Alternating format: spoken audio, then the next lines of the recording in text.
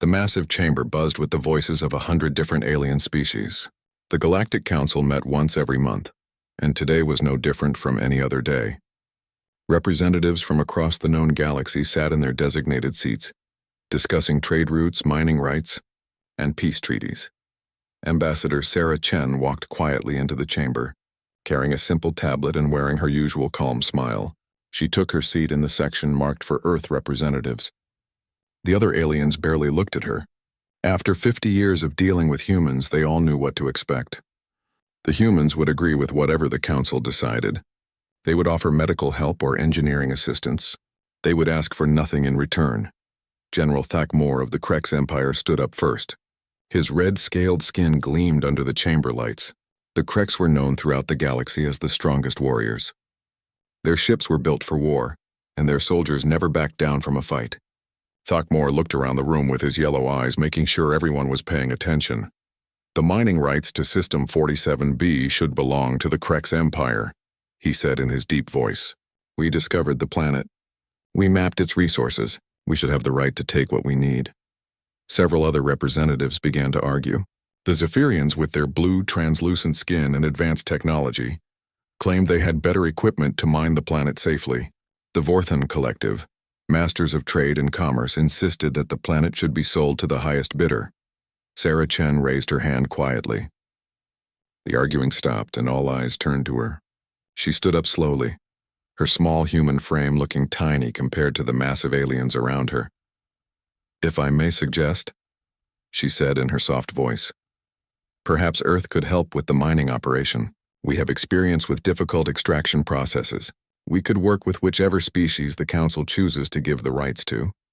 We ask for nothing except the chance to help, Thakmor snorted. It was a sound like steam escaping from a broken pipe. Humans, he muttered, always wanting to help, always trying to fix things. You should stick to what you do best, healing the sick and building bridges. The other representatives nodded in agreement. Over the past 50 years, humans had earned a reputation as the galaxy's helpers. When there was a plague on Zephyrian colony worlds, human doctors had volunteered to find a cure.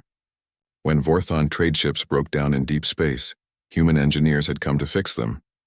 When the Krex Empire fought border wars with pirates, human diplomats had helped negotiate peace. But the humans never asked for anything big in return. They never demanded territory. They never tried to build a military presence. They seemed happy just to help and be left alone. The Council voted to give the mining rights to the Krex Empire. Sarah Chen voted in favor of the decision, just like she always did. After the vote, she approached Thakmor with a small data pad. General, she said, we have some new medical supplies that might help your soldiers. The mining operation could be dangerous, and we want to make sure your people stay safe. Thakmor looked down at the small human woman. She barely reached his chest, and her brown hair was turning gray at the edges. She had been Earth's representative for almost 20 years, and in all that time she had never once caused trouble. Fine, he said, taking the data pad. Send the supplies to our medical ships. But remember, human, this is a Krex operation. Stay out of our way. Sarah smiled and nodded. Of course, General. We understand completely. As the Council session continued, other matters came up for discussion. Trade disputes were settled. Exploration rights were granted. Territorial boundaries were redrawn. In every case, Sarah Chen and the other human representatives agreed with whatever the Council decided. They offered help when it was needed. They stayed quiet when it was not. Counselor Zeth Prime of the Zephyrians watched Sarah Chen carefully. The Zephyrians were known for their intelligence and their advanced technology. They could process information faster than any other species in the galaxy. But even with all their intelligence, they found humans puzzling. Tell me, Ambassador Chen, Zeth Prime said during a break in the session, does your species never want anything for itself? In 50 years, you have asked for nothing except the right to help others. Sarah looked up at the tall, blue-skinned alien. We want peace, Counselor. We want to be part of something bigger than ourselves. Helping others gives us purpose. But surely your people must have ambitions, desires for expansion, for resources, for power. Sarah shook her head. Power is not what drives us. We learned long ago that cooperation brings better results than conflict. We are happy to serve. Zeth Prime made a sound that was the Zephyrian equivalent of humming. It meant he was thinking deeply about something. Your species is... Jernke, he said finally. The session was interrupted when an urgent message arrived. A young Vorthon assistant rushed into the chamber, his 6 arms waving frantically. He approached the Vorthon trade leader and whispered something in his ear.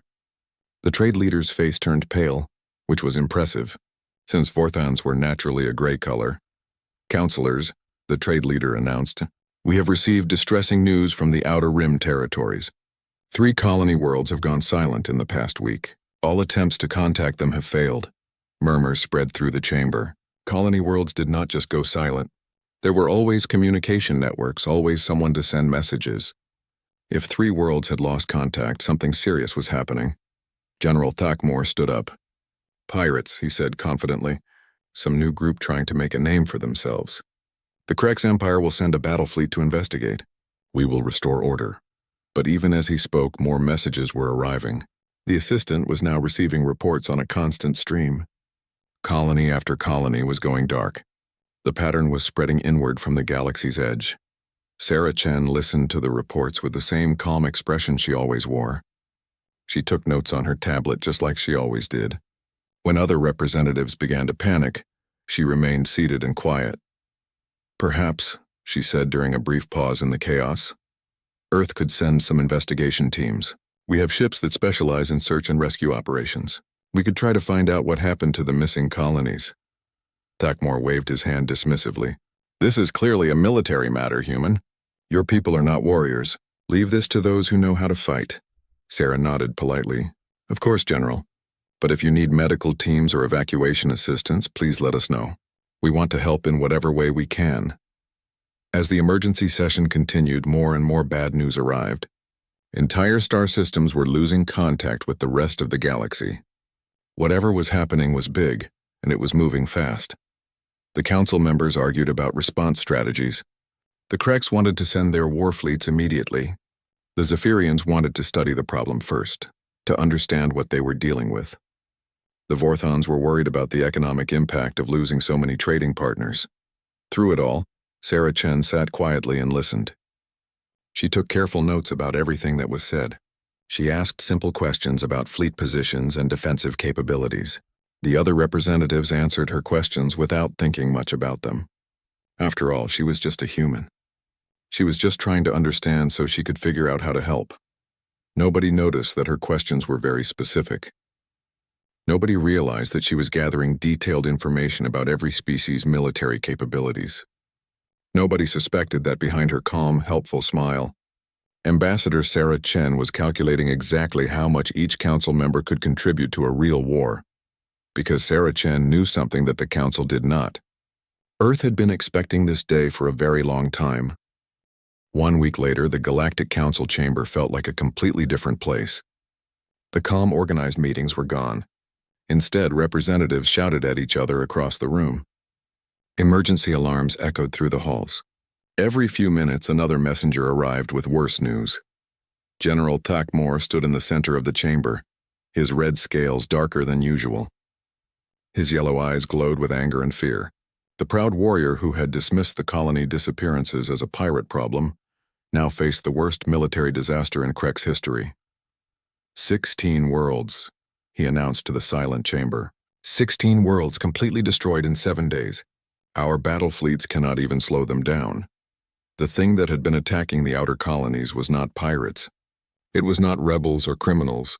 It was something the galaxy had never seen before. The scouts who managed to escape called them the Devourers. The Devourers were machines, not robots controlled by living beings, but pure artificial intelligence that had developed beyond organic life. They came from outside the galaxy, from the dark space between spiral arms. Their ships were made of metal that could repair itself. Their weapons could adapt to any defense. Worst of all, they did not just destroy civilizations, they consumed them. When the Devourers finished with a planet, nothing remained. No buildings, no resources, no people. Even the planet itself was broken down into raw materials and absorbed into their growing fleet. They left behind empty space where star systems used to be. Counselor Zeth Prime of the Zephyrians presented his analysis to the emergency session. His usually calm blue face showed signs of stress. The Zephyrians prided themselves on understanding any technology they encountered, but the Devourers were beyond their comprehension.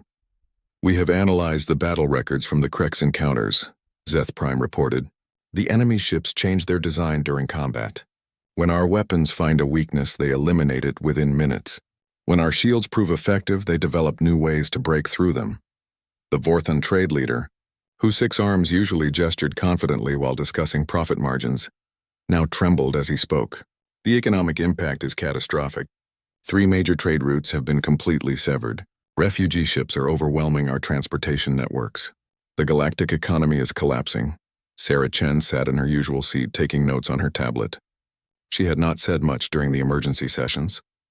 When asked for her opinion, she offered the same things Earth always offered: medical aid, evacuation assistance, and engineering support.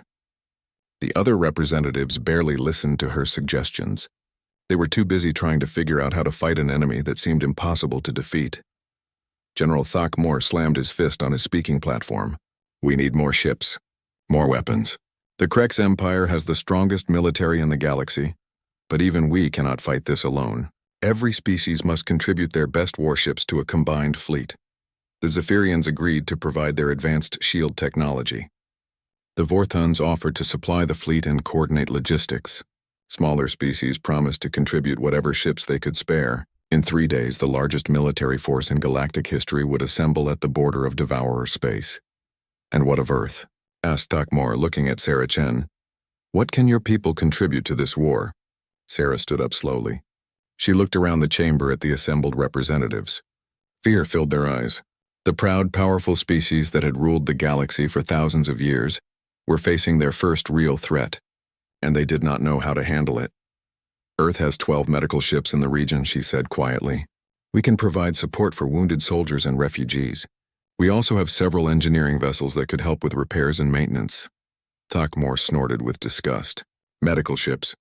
Engineering vessels? Is that all? Do humans have no warships at all?" "We have some defense platforms around our colonies," Sarah replied. "But nothing that would be useful in a major battle. Earth has always focused on peaceful purposes." "Then stay out of our way," the general said bluntly. "This is work for real warriors." The other representatives nodded in agreement. Humans were useful for cleaning up after battles, but they had no place in actual fighting. Let the Krex and Zephyrians handle the military work. Humans could help with everything else. Sarah Chen smiled politely and sat back down. She continued taking her notes, asking her simple questions about fleet compositions and battle plans. She wanted to know which ships would be where, what weapons they carried, and how they planned to coordinate their attacks. The representatives answered her questions freely. After all, she was just trying to understand so that Earth support ships would know where to position themselves. It was helpful to have someone keeping track of all the details. Over the next 2 days, the combined fleet assembled. It was truly impressive to see. Massive Krex dreadnoughts bristled with weapons that could destroy entire cities. Sleek Zephyrian cruisers carried shield generators powerful enough to protect whole planets. Vorthon supply ships stretched for kilometers, carrying enough food, fuel, and ammunition to sustain a war for years.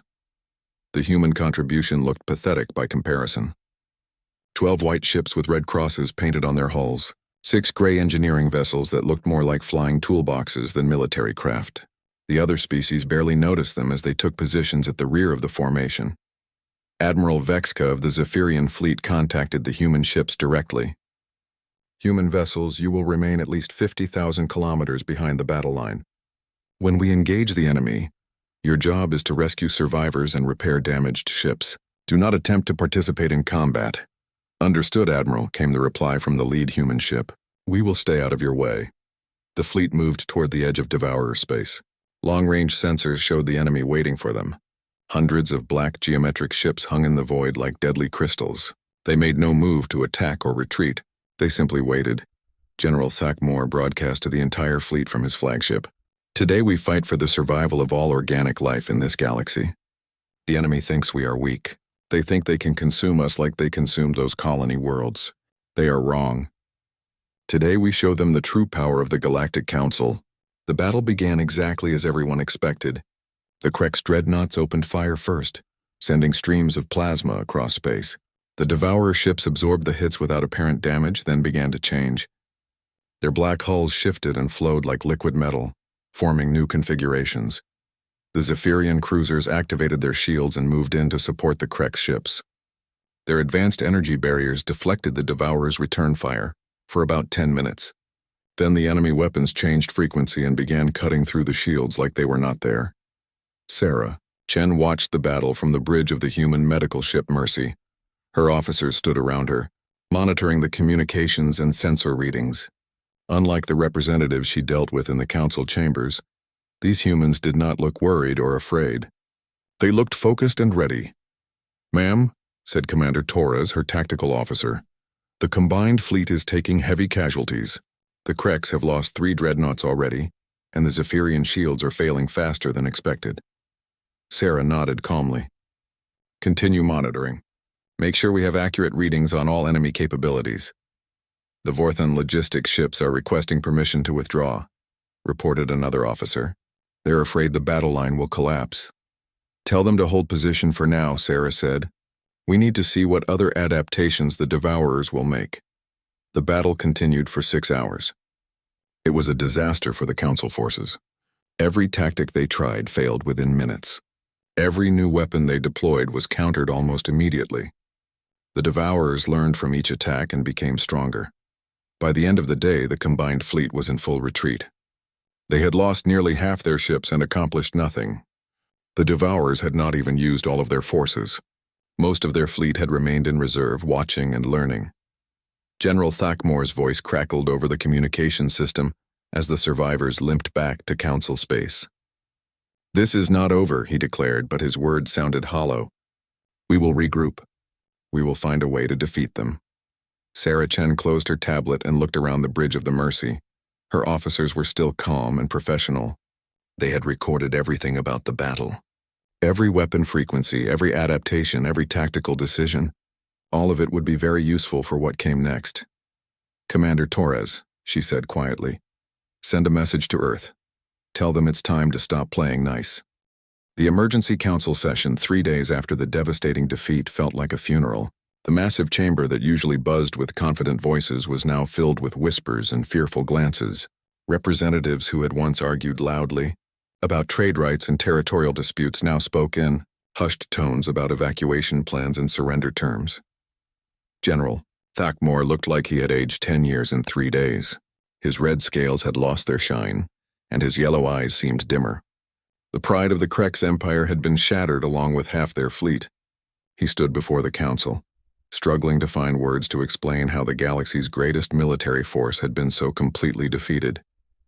"The casualty reports are still coming in," he said, his deep voice cracking slightly. 47 ships destroyed, 32 ships damaged beyond repair, over 60,000 soldiers dead or missing. He paused, looking around the chamber at the stunned faces. "The Devourers have begun moving again. They will reach the core worlds within 2 weeks." Counselor Zeth Prime of the Zephyrians stood up slowly. His usually perfect blue skin now had patches of gray, a sign of extreme stress in his species. "Our analysis teams have reviewed all battle data. The situation is worse than we initially calculated. The Devourers do not just adapt to our weapons. They learn our entire strategic thinking. Every move we made was predicted and countered." The Vorthon trade leader's 6 arms trembled as he spoke. "Economic collapse is now inevitable. 15 more sectors have declared bankruptcy. Refugee ships are arriving faster than we can process them. Our transportation networks are breaking down completely." Through it all, Ambassador Sarah Chen sat quietly in her seat. She had said nothing during the entire session. Her tablet remained closed on her lap. For the first time in 50 years, she was not taking notes or asking questions. She simply sat and listened to the growing panic around her. Finally, when the last report had been given and the chamber fell into defeated silence, Sarah stood up. Every representative turned to look at her. After decades of dealing with helpful, harmless humans, they expected her to offer medical aid or evacuation assistance. They expected her to try to make them feel better with empty words of hope. Instead, Sarah walked to the center of the chamber. She moved with a confidence that none of them had ever seen from a human before. When she reached the speaking platform, she did not use the respectful tone they were used to. Her voice was clear, strong, and completely calm. "Distinguished representatives," she began, "Earth requests an emergency authorization to implement defensive protocols. General Thakmore stared at her in confusion. Defensive protocols?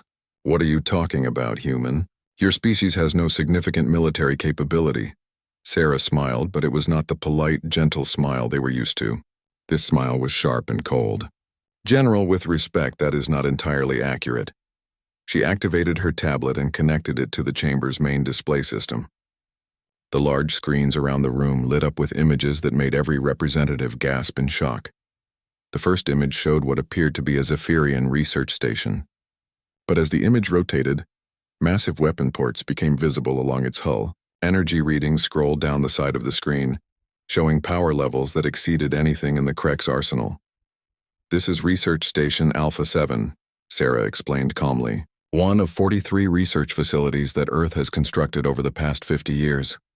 Each one is equipped with defensive systems, approximately 50 times more powerful than a Krek's dreadnought. The next image showed a human medical ship, one exactly like the ones that had been at the recent battle. But this image showed the ship's internal structure. Hidden beneath the medical bays and refugee quarters were weapon systems and armor plating that belonged on a capital ship. Our medical vessels, Sarah continued, have been carefully designed to serve multiple purposes.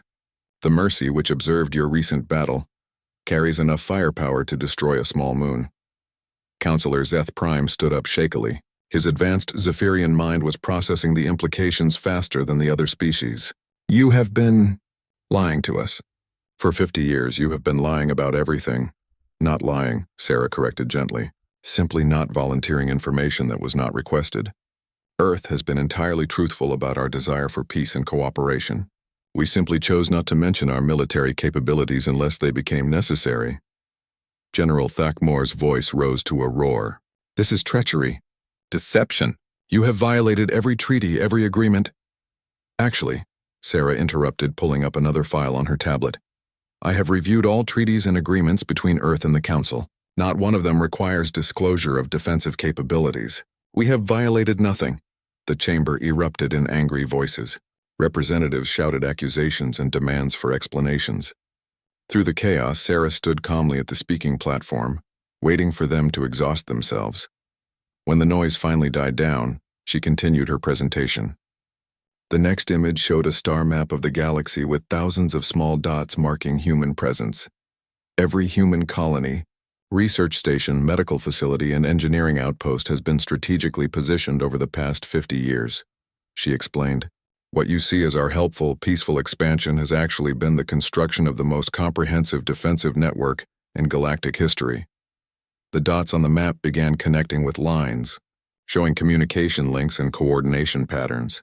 What had looked like random peaceful settlements now revealed itself as a carefully planned military grid covering the entire galaxy. Our doctors, engineers, and diplomats have been gathering intelligence on every species in the Council, Sarah continued. We know your military capabilities, your technological weaknesses, your economic dependencies, and your political structures better than you know them yourselves. She paused and looked directly at General Thakmore. We know, for example, that Krek's battle tactics rely heavily on direct frontal assault, because your warrior culture considers indirect approaches to be cowardly. This makes your ships predictable in combat. Then she turned to Zeth Prime. We know that Zephyrian technology is extremely advanced, but suffers from overspecialization. Your ships cannot adapt quickly to unexpected situations because every system is optimized for specific scenarios. Finally, she looked at the Vorthan trade leader. And we know that Vorthan logistics networks are efficient but fragile. A disruption in 3 key transportation hubs would collapse your entire economic system within days. The representatives stared at her in stunned silence. The helpful, harmless humans had been studying them like insects under a microscope for 50 years. Why? Whispered Counselor Zeth Prime. Why did you hide this from us? You could have demanded anything. Territory, resources, power. You could have conquered us all. Sarah's expression softened slightly, showing a hint of the gentle ambassador they remembered. Because, Counselor, conquest was never our goal. Earth has learned through bitter experience that ruling others through force creates only resentment and rebellion. We chose cooperation because it is more effective than domination. She gestured to the chaos around them. The current crisis proves our approach was correct. If we had revealed our capabilities 50 years ago, would you have trusted us? Would you have shared your technology and knowledge freely? Would you have allowed us to position our assets throughout your territories? General Thakmore grudgingly shook his head. No, we would have seen you as a threat. We would have prepared for war. Exactly, Sarah said. By appearing weak and helpful, we gained something far more valuable than conquest could have provided. We gained complete intelligence on every potential threat to galactic civilization, including threats from outside the galaxy. She returned to her tablet and brought up a new set of images. These showed detailed analysis of Devourer ships' technology and tactics. The data was far more complete than anything the Council had managed to gather. Earth has been tracking the Devourer approach for 15 years, she announced. We have observed their consumption of 7 other galaxies. We understand their technology, their methods, and their weaknesses. The chamber fell completely silent. Every representative stared at the screen, processing the implications of what they were hearing. You knew they were coming, Thakmore said slowly. You knew this would happen, and you let us walk into that battle unprepared. Sarah nodded without showing any sign of guilt or apology. We needed to observe the Devourers in action against current galactic military technology. Your battle provided essential data for our final preparations. The accusation hit the chamber like a physical blow. The humans had used the combined fleet as bait, allowing thousands of soldiers to die just to gather information. However, Sarah continued before anyone could respond, Earth is now prepared to implement a proper defense of this galaxy. But we will require full cooperation and complete authority over all military operations. She looked around the chamber at the shocked, angry, and fearful faces. The question now is whether you trust us to protect you, or whether you prefer to face the Devourers with the same tactics that failed so spectacularly 3 days ago. The transformation began immediately. Within hours of the Council's reluctant agreement to place Earth in command of galactic defense, the galaxy started to change in ways that left every alien species stunned and confused. Sarah Chen had transmitted a single coded message to Earth after the emergency session. Just 8 words: Protocol Omega authorized. All assets go active. That simple message triggered the most massive military mobilization in galactic history. General Thakmore stood on the bridge of his damaged flagship, watching his sensor displays with growing amazement. Across the galaxy, what he had thought were peaceful human research stations were dropping their disguises. The readings his instruments were showing seemed impossible. Medical Station Hippocrates just powered up energy shields, reported his tactical officer, his voice shaking slightly. The power output it's reading higher than our strongest battle stations. That cannot be correct, Thakmore growled. Run the scan again. The officer rechecked his instruments twice before answering. Sir, the readings are accurate.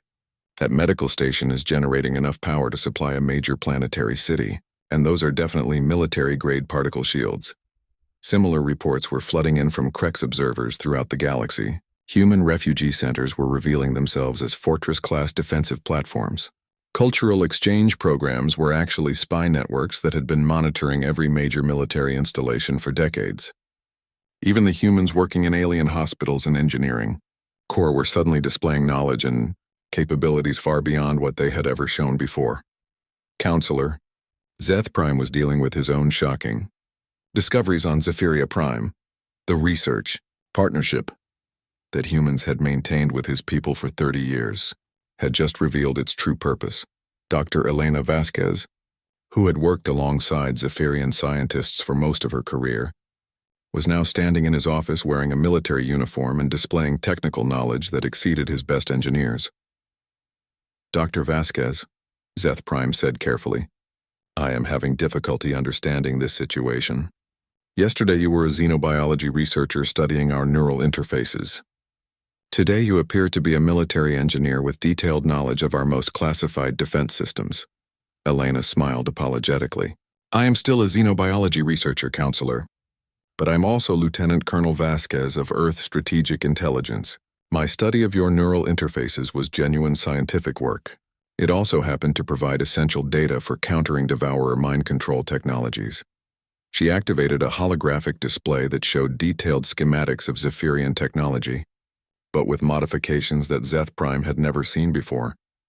Your neural interface technology is brilliant, but it has a vulnerability. The Devourers can hijack organic neural networks and turn your own thoughts against you. These modifications will prevent that. Zeth Prime stared at the display. The improvements she was showing would not only protect against Devourer attacks, they would actually enhance Zephyrian mental processing speed by 20%. How long have you been working on this? 15 years, Elena replied calmly. We have similar upgrades prepared for every council species. Enhanced Krex armor that channels their natural aggression into tactical advantages. Improved Vorthan logistics networks that can coordinate fleet movements faster than any current system. Better weapons, stronger shields, more efficient engines, all based on decades of careful study and cooperation. The same scene was playing out across the galaxy. Humans who had seemed like helpful assistants and friendly researchers were revealing themselves as military, specialists who understood alien technology better than the aliens themselves. But the most shocking transformation was happening in space. The human civilian fleet that had looked so pathetic next to the Council's warships was changing before everyone's eyes. Admiral Marcus Torres stood on the bridge of the ship that had been called the medical vessel, Mercy, just 24 hours earlier. The white hull with its red cross symbols was splitting open like a flower, revealing the dark military armor underneath. Weapon ports extended from hidden compartments. Shield generators that had been disguised as medical equipment came online with power readings that made Krex dreadnoughts look like shuttlecraft. All ships report ready. Admiral, announced his communications officer. Commander Sarah Chen, who had introduced herself to the Council as Ambassador Chen, stood beside him reviewing tactical displays. Fleet status? Torres asked. Mercy-class heavy cruisers, all 12 ships ready for combat, came the first report. Hope-class battleships, 18 ships powering up their main weapons. Faith-class dreadnoughts, 6 ships running final systems checks. Charity-class carriers, 4 ships launching fighter squadrons. Torres nodded with satisfaction. 40 ships had just revealed themselves where the Council had thought there were only 18 medical and engineering vessels. And these were just the ships that had been observing the previous battle. What about our hidden assets? He asked. Stealth Fleet Gamma reports ready from the asteroid belt. 137 ships ranging from destroyers to super dreadnoughts. Stealth Fleet Beta is in position near the galactic core. 94 ships including our mobile command bases. Stealth Fleet Alpha is... The officer paused to double-check his readings. Admiral, Alpha Fleet reports 312 ships ready for deployment. General Thakmore, who had been granted permission to observe from his own ship, made a choking sound. 300 ships? Hidden where? Our sensors never detected anything. Sarah Chen looked over at the Krex general with a slight smile. Stealth technology, General. We learned a great deal from studying Zephyrian cloaking systems over the years. Our ships have been hiding in plain sight throughout Council space. The numbers were staggering. In total, Earth was revealing a fleet of over 500 warships, each one more advanced than anything the Council had ever built. But the ships were only part of the revelation. Defense platform network coming online, reported another officer. 43 heavy platforms, each one positioned to cover major population centers and strategic locations. 218 smaller platforms covering shipping lanes and resource extraction sites. Orbital weapons satellites. All 6,000 platforms report ready. Each satellite network can generate a defensive barrier around an entire star system. Torres turned to address General Thakmore directly. General, your people fought bravely against the Devourers. But you were using the wrong tools for the job. The Devourers adapt to conventional weapons and tactics because they have encountered them before in other galaxies. Earth has been developing entirely new approaches. He activated the main display to show tactical information about the human fleet. The ships looked familiar at first glance, but closer examination revealed fundamental differences from anything the Council used. Our ships do not rely purely on energy shields or heavy armor, Torres explained. They use adaptive hull technology that changes its properties based on incoming attacks. Our weapons do not fire simple energy beams or projectiles. They use quantum disruption fields that attack the basic structure of matter itself. Sarah Chen added her own explanation. More importantly, our tactics are based on psychological warfare and strategic deception. The Devourers may be machines, but they still follow logical patterns. We have studied those patterns and learned how to break them. General Thakmore studied the displays with growing understanding. You are not planning to fight them the way we did. You are planning to confuse them. Exactly, Sarah replied. The Devourers expect their enemies to behave in predictable ways. They adapt to conventional military thinking because military thinking follows logical rules. We are going to show them something they have never encountered before. Torres brought up the final part of their presentation. It showed a three-dimensional map of local space with the projected movements of both the Devourer fleet and the human response. The enemy is approaching in a standard consumption pattern, he explained. They advance in a straight line, absorbing everything in their path, expecting resistance at predictable choke points. We are not going to give them what they expect. Instead of meeting the Devourers head-on like the Council fleet had tried to do, the human plan showed ships appearing from unexpected directions, attacking in seemingly random patterns, then disappearing before the enemy could respond. Hit-and-run tactics? Asked Thakmor. More than that, Sarah said. We are going to make them chase shadows while we systematically eliminate their ability to adapt. Every attack will be designed to feed them false information about our capabilities. Every retreat will be calculated to draw them into a more vulnerable position. Torres smiled grimly. The Devourers think they understand warfare because they have conquered other galaxies, but they have never faced an enemy that treats war as a game of chess played with quantum pieces on a four-dimensional board. The transformation was nearly complete. Across the galaxy, the helpful, peaceful humans were revealing themselves as the most sophisticated military force in known history. They had spent 50 years studying their neighbors, learning their strengths and weaknesses and preparing for this exact moment. Admiral Torres, came a communication from Earth Command. The war against the Devourers lasted exactly 37 days. For the alien species of the Galactic Council, it was 37 days of watching everything they thought they knew about warfare get turned upside down. General Thakmor observed the first engagement from his flagship, positioned safely behind the human battle line as Admiral Torres had insisted. The Krex general had expected to see the familiar pattern of space combat, ships facing each other across the void, exchanging fire until one side was destroyed. Instead, he watched the humans do something impossible.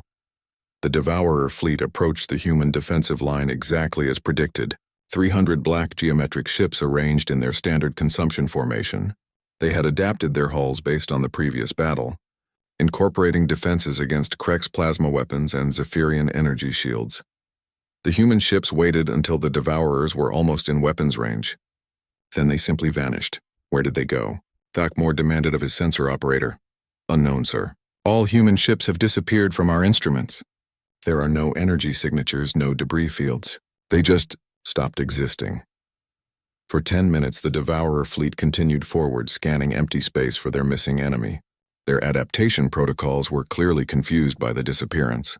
Ships began changing configuration rapidly, trying to prepare for attacks that never came. Then the humans struck from behind. 50 human ships materialized directly in the center of the Devourer formation. But these were not the same ships that had vanished. The hulls were different shapes. The energy signatures were completely changed, and the weapons they fired were unlike anything anyone had ever seen. Instead of energy beams or projectiles, the human weapons seemed to make the Devourer ships simply come apart. Hull plates separated from each other. Internal components stopped working. Entire vessels broke into pieces without any visible impact. Quantum disruption fields, Admiral Torres explained calmly over the communication link. We attack the atomic bonds that hold their ships together. No amount of armor can defend against having your basic molecular structure dissolved. The Devourers tried to adapt. But how do you adapt to having your atoms taken apart? Before they could figure out a solution, the human ships vanished again. The pattern repeated throughout the battle. Human ships would appear in impossible locations, using completely different weapons each time, then disappear before the Devourers could respond. Sometimes they attacked from above, sometimes from below. Sometimes they seemed to attack from inside the enemy formation itself. How are they moving like that? Thakmor asked in amazement. Quantum tunneling, Torres replied. We move our ships through higher dimensional space. From the Devourer's perspective, we can appear anywhere instantly. The battle ended when the surviving Devourer ships began to retreat, but the humans were not finished with them yet. As the black ships turned to flee back to the galaxy's edge, they found human vessels already waiting for them. Ships that had somehow gotten behind them without being detected. The retreat became a rout, as more Devourer vessels were destroyed or disabled. But Admiral Torres was not interested in simply destroying the enemy fleet. He had bigger plans. Over the next month, the humans systematically dismantled the entire Devourer presence in local space. But they did it in a way that no one expected. Instead of hunting down and destroying every enemy ship, they began to turn the Devourer's own tactics against them. The machines were designed to adapt and learn from their enemies. The humans fed them false information on a massive scale. They created fake human fleets with false weaknesses. They allowed certain attacks to succeed, making it look like specific tactics were effective. They even staged fake defeats to convince the Devourers that they were winning. All the while, they were studying how the Devourer adaptation process worked. Human scientists, who had been disguised as medical researchers for 50 years, now revealed their true expertise in artificial intelligence and machine psychology. Dr. Elena Vasquez, working with a team of Zephyrian partners, discovered the key breakthrough. The Devourers were not just adapting to human tactics. They were trying to predict human behavior based on the patterns they had learned from other galaxies. They have a database of over 40 different species they have conquered, she explained, to the combined council and human command staff. Every time they encounter a new tactic, they compare it to their previous experiences. But humans do not fit any of their stored patterns. The solution was elegant and terrifying. Instead of trying to outfight the Devourers, the humans decided to break their minds. Admiral Torres launched what he called Operation Paradox. Human fleets began behaving in ways that violated every rule of logic and military strategy. They would attack when they should retreat when they should attack, and sometimes do both simultaneously from different directions. Ships would appear to be destroyed, then reappear in different locations with different configurations. Human commanders would broadcast their battle plans openly, then execute completely different strategies. They made tactical decisions by flipping coins, rolling dice, and consulting random number generators. To organic minds, it looked like chaos. To the Devourer's logical programming, it was impossible to process. The machines tried desperately to find patterns in human behavior. They analyzed every battle, every movement, every decision. The more they analyzed, the more confused they became. Their adaptation protocols began to conflict with each other as they tried to prepare for every possible human action simultaneously. The end came on day 37 of the war. The main Devourer fleet, now reduced to less than 100 ships, made one final attempt to consume a human colony world. They approached the planet with their most advanced configurations, ready for any conceivable defense. The humans met them with a single ship. It was a small, unarmed medical vessel painted bright pink with yellow flowers. It broadcast classical music and poetry readings on all frequencies. Its only defensive measure was a shield generator that formed heart-shaped patterns. The Devourers spent 6 hours trying to analyze the threat.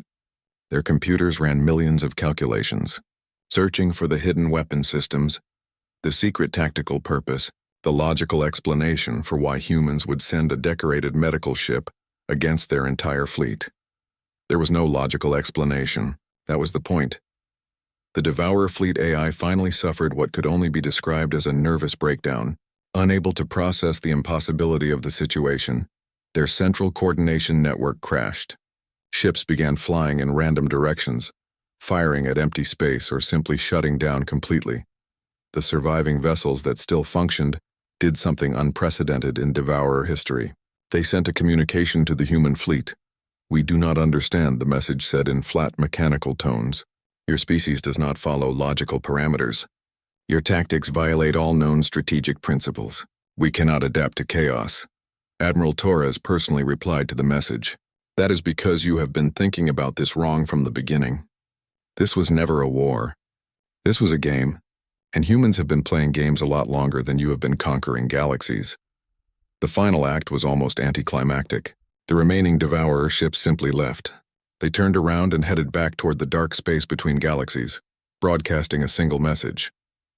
"This species is incompatible with consumption protocols," marking galaxy as unsuitable for processing. The war was over. The galaxy was safe. But the real shock was still to come. 3 months after the Devourers departed, the Galactic Council reconvened for the first time since the crisis began. The chamber had been rebuilt to accommodate new seating arrangements. Earth now had a section equal in size to the Krex Empire, the Zephyrian Commonwealth, and the Vorthon Collective. Ambassador Sarah Chen, who had resumed using her diplomatic title, stood before the assembly. But the dynamic in the chamber was completely different now. Instead of the polite dismissal she had endured for 50 years, every representative hung on her every word. The immediate threat has passed, she announced. The Devourers will not return to this galaxy. However, Earth believes it would be wise to maintain our current defensive posture for the foreseeable future. General Thakmor, his pride still wounded but his respect for human capabilities absolute, raised his hand. Ambassador Chen, I must ask directly, does Earth intend to rule the galaxy now? You have the power to do so. Sarah smiled, and for a moment she looked like the gentle, helpful human they remembered from decades past. General, Earth has had the power to rule this galaxy for 20 years. If conquest had been our goal, we would have achieved it long ago. She gestured to the mixed human and alien crews now working together throughout Council space. Our goal was always cooperation, not domination. The only thing that has changed is that we are no longer hiding our ability to protect that cooperation. Counselor Zeth Prime leaned forward. But surely you must want something in return for saving us all. Territory? Resources? Political control? We want what we have always wanted, Sarah replied. To be part of something larger than ourselves. To explore the universe together, to solve problems and help each other grow. She paused and looked around the chamber.